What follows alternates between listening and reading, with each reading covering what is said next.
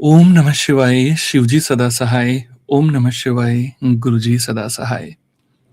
श्री शिव महापुराण वायवीय संहिता उत्तरखंड अध्याय 30। उपमन्यु कहते हैं, यदुनंदन, पहले शिवा और शिव के दाएं और बाएं भाग में क्रमशः गणेश और कार्तिकेय का गंध आदि 5 उपचारों द्वारा पूजन करें। फिर इन सब के चारों ओर ईशान से लेकर सद्योजात पर्यंत 5 ब्रह्म मूर्तियों का शक्ति सहित क्रमशः पूजन करें। यह प्रथम आवरण में किया जाने वाला पूजन है। उसी आवरण में हृदय आदि 6 अंगों तथा शिव और शिवा का अग्निकोण से लेकर पूर्व दिशा पर्यंत 8 दिशाओं में क्रमशः पूजन करें। वहीं वाम आदि शक्तियों के साथ वाम आदि 8 रुद्रों की पूर्वादि दिशाओं में क्रमशः पूजा करें। यह पूजन वैकल्पिक है। यदुनंदन, यह मैंने तुमसे प्रथम आवरण का वर्णन किया है। अब प्रेम पूर्वक दूसरे आवरण का वर्णन किया जाता है। श्रद्धा पूर्वक सुनो। पूर्व दिशा वाले दल में अनंत का और उनके वाम भाग में उनकी शक्ति का पूजन करें। दक्षिण दिशा वाले दल में शक्ति सहित सूक्ष्म देव की पूजा करें। पश्चिम दिशा के दल में शक्ति सहित शिवोत्तम का, उत्तर दिशा वाले दल में शक्ति युक्त एक नेत्र का, ईशान कोण वाले दल में एक रुद्र और उनकी शक्ति का, अग्नि कोण वाले दल में त्रिमूर्ति और उनकी शक्ति का, नैऋत्य कोण के दल में श्रीकंठ और उनकी शक्ति का तथा वायव्य कोण वाले दल में शक्ति सहित श्री खंडीश का पूजन करें। समस्त चक्रवर्तियों की भी द्वितीय आवरण में ही पूजा करनी चाहिए। तृतीय आवरण में शक्तियों सहित अष्ट मूर्तियों का पूर्वादि 8 दिशाओं में क्रमशः पूजन करें। भव, शर्व, ईशान, रुद्र, पशुपति, उग्र, भीम और महादेव, ये क्रमशः 8 मूर्तियां हैं। इसके बाद उसी आवरण में शक्तियों सहित महादेव आदि 11 मूर्तियों की पूजा करनी चाहिए। महादेव, शिव, रुद्र, शंकर, नील लोहित, ईशान, विजय, भीम, देवदेव, भवोद्भव तथा कपर्दीश या कपालीश, ये 11 मूर्तियां हैं। इनमें से जो प्रथम 8 मूर्तियां हैं, उनका अग्निकोण वाले दल से लेकर पूर्व दिशा पर्यंत 8 दिशाओं में पूजन करना चाहिए। देव देव को पूर्व दिशा के दल में स्थापित एवं पूजित करें और ईशान का पुनः अग्नि कोण में स्थापन पूजन करें। फिर उन दोनों के बीच में भवोद्भव की पूजा करें और उन्हीं के बाद कपालीश या कपर्दीश का स्थापन पूजन करना चाहिए। उस तृतीय आवरण में फिर वृषभ राज का पूर्व में, नंदी का दक्षिण में, महाकाल का उत्तर में, शास्ता का अग्निकोण में दल में, मातृकाओं का दक्षिण दिशा के दल में, गणेश जी का नैऋत्य कोण के दल में, कार्तिकेय का पश्चिम दल में, ज्येष्ठ का वायव्य कोण के दल में, गौरी का उत्तर दल में, चंड का ईशान कोण में तथा शास्ता एवं नंदीश्वर के बीच में मुनिंद्र वृषभ का यजन करें। महाकाल के उत्तर भाग में पिंगला का, शास्ता और मृतिकाओं के बीच में भृंगीश्वर का, मातृकाओं तथा गणेश जी के बीच में वीरभद्र का, स्कंद और गणेश जी के बीच में सरस्वती देवी का, ज्येष्ठा और कार्तिकेय के बीच में शिव चरणों की अर्चना करने वाली श्री देवी का, ज्येष्ठा और गणाम्बा अर्थात गौरी के बीच में महामोटी की पूजा करें। गणाम्बा और चंड के बीच में दुर्गा देवी की पूजा करें। इसी आवरण में पुनः शिव के अनुचर वर्ग की पूजा करें। इस अनुचर वर्ग में रुद्रगण, प्रथम गण और भूतगण आते हैं। इन सब के विविध रूप हैं और यह सब के सब अपनी शक्तियों के साथ हैं। इसके बाद एकाग्रचित्त हो शिवा के सखी वर्ग का भी ध्यान एवं पूजन करना चाहिए। इस प्रकार तृतीय आवरण के देवताओं का विस्तार पूर्वक पूजन हो जाने पर उसके बाह्य भाग में चतुर्थ आवरण का चिंतन एवं पूजन करें। पूर्व दल में सूर्य का, दक्षिण दल में चतुर्मुख ब्रह्मा का, पश्चिम दल में रुद्र का और उत्तर दिशा के दल में भगवान विष्णु का पूजन करें। इन चारों देवताओं के भी पृथक पृथक आवरण हैं। इनके प्रथम आवरण में 6 अंगों तथा दीप्ता आदि शक्तियों की पूजा करनी चाहिए। दीप्ता, सूक्ष्मा, जया, भद्रा, विभूति, विमला, अमोघा और विद्युता, इनकी क्रमशः पूर्व आदि 8 दिशाओं में स्थित हैं। द्वितीय आवरण में पूर्व से लेकर उत्तर तक क्रमशः 4 मूर्तियों की और उनके बाद उनकी शक्तियों की पूजा करें। आदित्य, भास्कर, भानु और रवि, ये 4 मूर्तियां क्रमशः पूर्वादि चारों दिशाओं में पूजनीय हैं। तत्पश्चात अर्क, ब्रह्मा, रुद्र तथा विष्णु, ये चार मूर्तियां भी पूर्वादि दिशाओं में पूजनीय हैं। पूर्व दिशा में विस्तरा, दक्षिण दिशा में सुतरा, पश्चिम दिशा में बोधिनी और उत्तर दिशा में आप्यायिनी की पूजा करें। ईशान कोण में उषा की, अग्नि कोण में प्रभा की, नैऋत्य कोण में प्राज्ञा की और वायव्य कोण में संध्या की पूजा करें। इस तरह द्वितीय आवरण में इन सब की स्थापना करके विधिवत पूजा करनी चाहिए। तृतीय आवरण में सोम, मंगल, बुद्धिमानों में श्रेष्ठ बुध, विशाल बुद्धि बृहस्पति, तेजोनिधि शुक्र, शनिश्चर तथा धूम्र वर्ण वाले भयंकर राहु केतु का पूर्वादि दिशाओं में पूजन करें, अथवा द्वितीय आवरण में द्वादश आदित्यों की पूजा करनी चाहिए और तृतीय आवरण में द्वादश राशियों की। उसके बाह्य भाग में सात सात गणों की सब और पूजा करनी चाहिए। ऋषियों, देवताओं, गंधर्वों, नागों, अप्सराओं, ग्रामीणों, यक्षों, यातुधानों, सात चीताएं, अश्वों तथा वालखिल्यों का पूजन करें। इस तरह तृतीय आवरण में सूर्य देव का पूजन करने के पश्चात तीन आवरणों सहित ब्रह्मा जी का पूजन करें। पूर्व दिशा में हिरण्यगर्भ का, दक्षिण में विराट का, पश्चिम दिशा में काल का और उत्तर दिशा में पुरुष का पूजन करें। हिरण्यगर्भ नामक जो पहले ब्रह्मा हैं, उनकी अंग कांति कमल के समान है। काल जन्म से ही अंजन के समान काले हैं और पुरुष स्फटिक मणि के समान निर्मल है। त्रिगुण, राजस, तामस तथा सात्विक, ये चारों भी पूर्वादि दिशा के क्रम से प्रथम आवरण में ही स्थित हैं। द्वितीय आवरण में पूर्वादि दिशाओं के दलों में क्रमशः सनत कुमार, सनक, सनंदन और सनातन का पूजन करना चाहिए। तत्पश्चात तीसरे आवरण में 11 प्रजापतियों की पूजा करें। उनमें से प्रथम 8 का तो पूर्वादि 8 दिशाओं में पूजन करें, फिर शेष 3 का पूर्वादि के क्रम से अर्थात पूर्व, दक्षिण एवं पश्चिम में स्थापन पूजन करें। दक्ष, रुचि, भृगु, मरीचि, अंगिरा, पुलस्त्य, पुलह, क्रतु, अत्रि, कश्यप और वशिष्ठ, ये 11 विख्यात प्रजापति हैं। इनके साथ इनकी पत्नियों का भी क्रमशः पूजन करना चाहिए। प्रसूति, आकुति, ख्याति, संभूति, धृति, स्मृति, क्षमा, सन्नति, अनसुईया, देवमाता, अदिति तथा अरुंधति, ये सभी ऋषि पत्नियां पतिव्रता तथा शिव पूजन परायण, कांतिमाती और प्रिय दर्शना अर्थात परम सुंदरी हैं।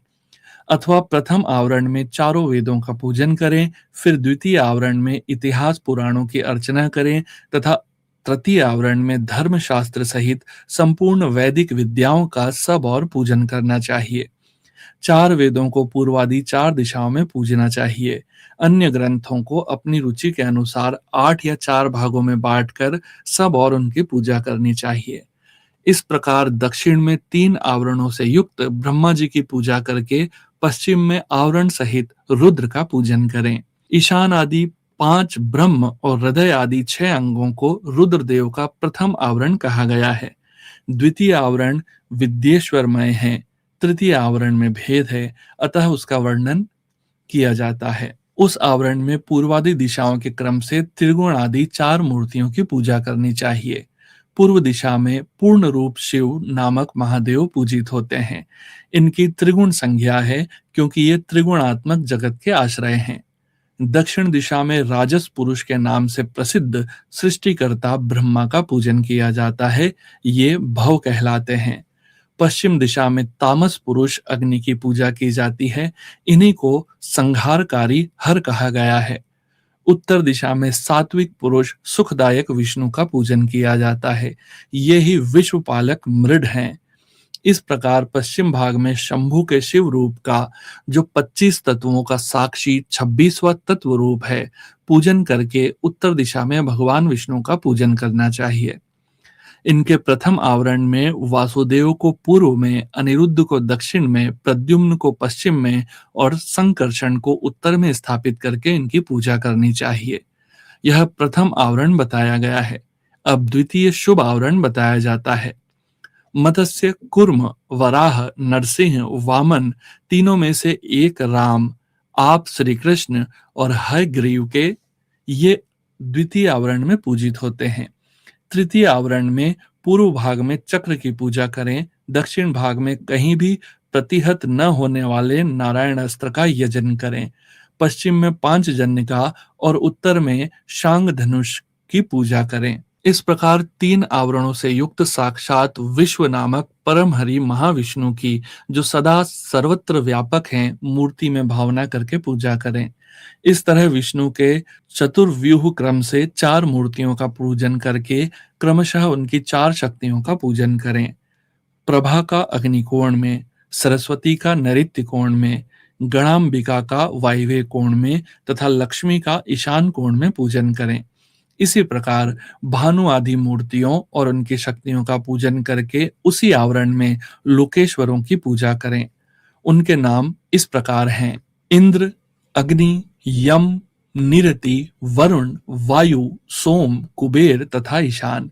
इस प्रकार चौथे आवरण की विधि पूर्वक पूजा संपन्न करके बाह्य भाग में महेश्वर के आयुधों की अर्चना करें। ईशान कोण में तेजस्वी त्रिशूल की, पूर्व दिशा में वज्र की, अग्नि कोण में परशु की, दक्षिण दिशा में बाण की, नैऋत्य कोण में खड़ग की, पश्चिम में पाश की, वायव्य कोण में अंकुश की और उत्तर दिशा में पिनाक की पूजा करें। तत्पश्चात पश्चिमाभिमुख रौद्र रूपधारी क्षेत्रपाल का अर्चन करें।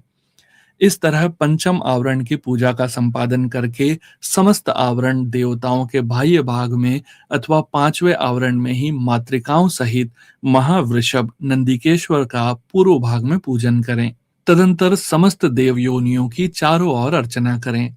इसके सिवा जो आकाश में विचरने वाले ऋषि, सिद्ध, दैत्य, यक्ष, राक्षस, अनंत आदि नागराज, उन नागेश्वरों के कुल में उत्पन्न हुए अन्य नाग, डाकिनी, भूत, वेताल, प्रेत और भैरवों के नायक, नाना योनियों में उत्पन्न हुए अन्य पातालवासी जीव, नदी, समुद्र, पर्वत, वन, सरोवर, पशु, पक्षी, वृक्ष, कीट आदि क्षुद्र योनि के जीव, मनुष्य, नाना प्रकार के आकार वाले मृग, क्षुद्र जंतु, ब्रह्मांड के भीतर के लोक, कोटि कोटि ब्रह्मांड, ब्रह्मांड के बाहर के असंख्य भुवन और उनके अधीश्वर तथा दसों दिशाओं में स्थित ब्रह्मांड के आधारभूत रुद्र हैं, और गुण जनित, माया जनित, शक्ति जनित तथा उससे भी परे जो कुछ भी शब्द वाच्य जड़ चेतनात्मक प्रपंच हैं, उन सबको शिवा और शिव के पार्श्व भाग में स्थित जानकर उनका सामान्य रूप से यजन करें।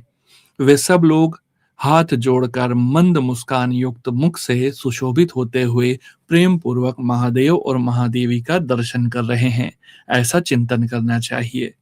इस तरह आवरण पूजा संपन्न करके विक्षेप की शांति के लिए पुनः देवेश्वर शिव की अर्चना करने के पश्चात पंचाक्षर मंत्र का जप करें।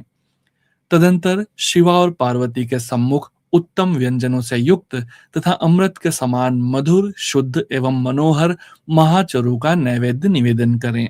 यह महाचरु 32 आढ़क अर्थात लगभग 3 मन 8 सेर का हो तो उत्तम है, और कम से कम 1 आढ़क अर्थात 4 सेर का हो तो निम्न श्रेणी का माना गया है। अपने वैभव के अनुसार जितना हो सके महाचरु तैयार करके उसे श्रद्धा पूर्वक निवेदित करें। तदंतर जल और तांबुल, इलायची आदि निवेदन करके आरती उतार कर शेष पूजा समाप्त करें। याग के उपयोग में आने वाले द्रव्य, भोजन, वस्त्र आदि को उत्तम श्रेणी का ही तैयार करा कर दें। भक्तिमान पुरुष वैभव होते हुए धन व्यय करने में कंजूसी न करें। जो शठ या कंजूस हैं और पूजा के प्रति उपेक्षा की भावना रखता है, वह यदि कृपणतावश कर्म को किसी अंग से हीन कर दे तो उसके वे काम्य कर्म सफल नहीं होते, ऐसा सत्पुरुषों का कथन है। इसलिए मनुष्य यदि फल सिद्धि का इच्छुक हो तो उपेक्षा भाव को त्याग कर संपूर्ण अंगों के योग से काम्य कर्मों का संपादन करें। इस तरह पूजा समाप्त करके महादेव और महादेवी को प्रणाम करें। फिर भक्ति भाव से मन को एकाग्र करके स्तुति पाठ करें। स्तुति के पश्चात साधक उत्सुकता पूर्वक कम से कम 108 बार और संभव हो तो 1000 से अधिक बार पंचाक्षरी विद्या का जप करें। तत्पश्चात क्रमशः विद्या और गुरु की पूजा करके अपने अभ्युदय और श्रद्धा के अनुसार यज्ञ मंडप के सदस्यों का भी पूजन करें। फिर आवरणों सहित देवेश्वर शिव का विसर्जन करके यज्ञ के उपकरणों सहित वह सारा मंडल गुरु को अथवा शिव चरणाश्रित भक्तों को दे दे, अथवा उसे शिव के ही उद्देश्य से शिव के क्षेत्र में समर्पित कर दें। अथवा समस्त आवरण देवताओं का यथोचित रीति से पूजन करके 7 प्रकार के होम द्रव्यों द्वारा शिवाग्नि में इष्ट देवता का यजन करें। यह तीनों लोकों में विख्यात योगेश्वर नामक योग है। इससे बढ़कर कोई योग त्रिभुवन में कहीं नहीं है। संसार में कोई ऐसी वस्तु नहीं जो इससे साध्य न हो। इस लोक में मिलने वाला कोई फल हो या परलोक में, इसके द्वारा सब सुलभ है। यह इसका फल नहीं है, ऐसा कोई नियंत्रण नहीं किया जा सकता, क्योंकि संपूर्ण श्रेय रूप साध्य का यह श्रेष्ठ साधन है। यह निश्चित रूप से कहा जा सकता है कि पुरुष जो कुछ फल चाहता है, वह सब चिंतामणि के समान इससे प्राप्त हो सकता है। तथापि किसी क्षुद्र फल के उद्देश्य से इसका प्रयोग नहीं करना चाहिए, क्योंकि किसी महान से लघु फल की इच्छा रखने वाला पुरुष स्वयं लघुतर हो जाता है। महादेव जी के उद्देश्य से महान या अल्प जो भी कर्म किया जाए, वह सब सिद्ध होता है। अतः उन्हीं के उद्देश्य से कर्म का प्रयोग करना चाहिए। शत्रु तथा मृत्यु पर विजय पाना आदि जो फल दूसरों से सिद्ध होने वाले नहीं हैं, उन्हीं लौकिक या पारलौकिक फलों के लिए विद्वान पुरुष इसका प्रयोग करें। महापातकों में, महान रोग से भय आदि में तथा दुर्भिक्ष आदि में यदि शांति करने की आवश्यकता हो तो इसी से शांति करें। अधिक बढ़ चढ़कर बातें बनाने से क्या लाभ। इस योग को महेश्वर शिव ने शैवों के लिए बड़ी भारी आपत्ति का निवारण करने वाला अपना निजी अस्त्र बताया है।